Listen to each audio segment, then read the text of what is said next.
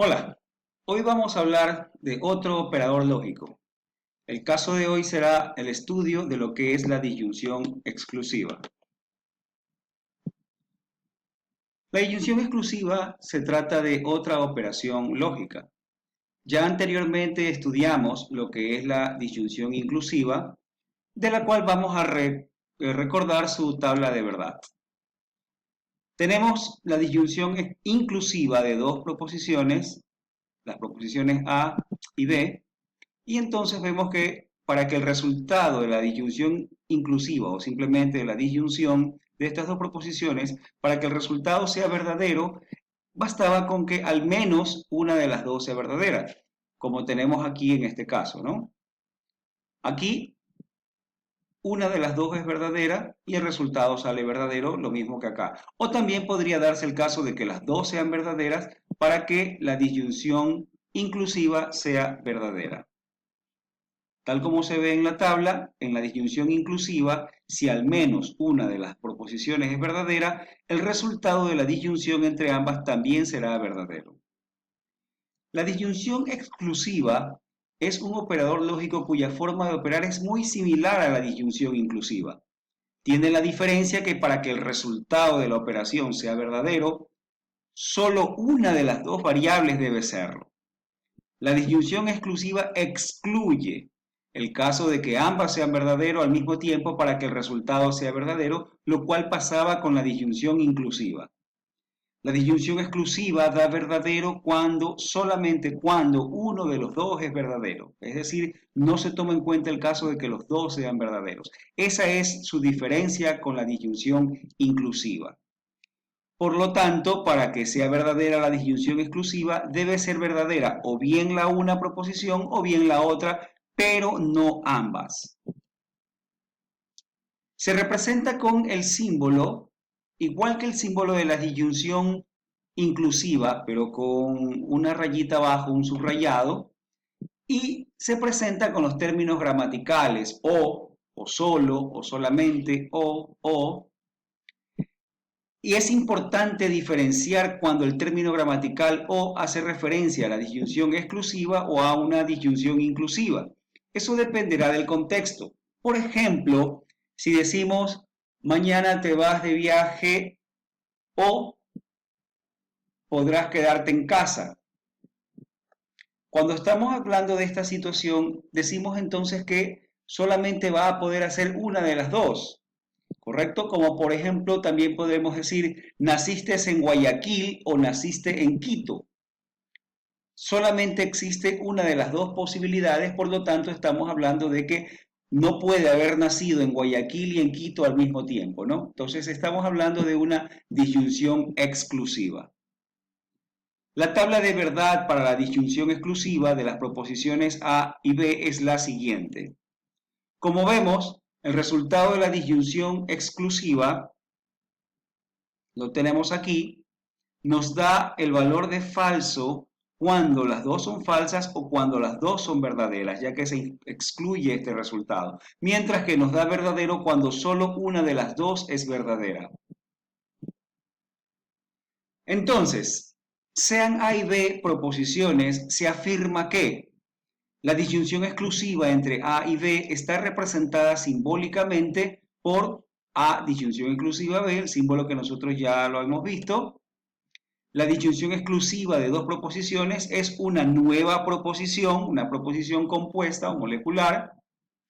El valor de verdad de la disyunción exclusiva de dos proposiciones es verdadero si el valor de verdad de las proposiciones que intervienen es diferente, y es falso si el valor de verdad de las proposiciones es el mismo. Tal como vimos, si ambas eran verdaderas o ambas falsas, el resultado me da falso. Pero si una es verdadera y la otra falsa, el resultado de la disyunción exclusiva me da verdadero. Muy bien, veamos unos ejercicios de práctica para comprender y saber cómo operar con la disyunción exclusiva. Determinar la tabla de verdad de cada una de las siguientes formas proposicionales. Y tenemos tres formas proposicionales. La primera A, que es negación de P, disyunción exclusiva Q. La segunda B, que es negación de P, disyunción exclusiva, negación de Q. Y la tercera es negación de P, disyunción exclusiva, negación de Q, disyunción exclusiva R. Muy bien, ¿qué tenemos que hacer para resolverlos? Igual que hemos hecho en los ejercicios anteriores, habíamos dicho que lo primero será definir el número de variables o el número de combinaciones que vamos a tener dependiendo del número de variables. Entonces, primero se determina el número de combinaciones que tendrá en la tabla. Para esto se recuerda, dicho número se obtiene con la fórmula 2 a la n, donde n corresponde al número de variables proposicionales que contiene la forma proposicional. Comenzaremos entonces con la primera proposición, la proposición A, negación de P, disyunción exclusiva Q. En este caso tenemos dos variables que son P y Q, por lo que el número de combinaciones será 2 al cuadrado, 4. Entonces generamos la tabla. Como tenemos que la variable P está negada, escribimos negación de P y escribimos la variable Q sin negar. Ya recordamos que cuando hemos llenado tablas anteriormente, habíamos dicho que si una variable está negada empezaremos con un verdadero y si no lo está empezaremos con falso, ¿no? Entonces aquí tenemos la tabla. ¿Cuál será el resultado de la disyunción exclusiva de negación de P y Q? Vemos que en el primer caso tenemos que solo negación de P es verdadero y Q es falso, por lo tanto obtendremos aquí un verdadero. Luego tenemos que las dos son verdaderas, por lo tanto obtendremos un falso.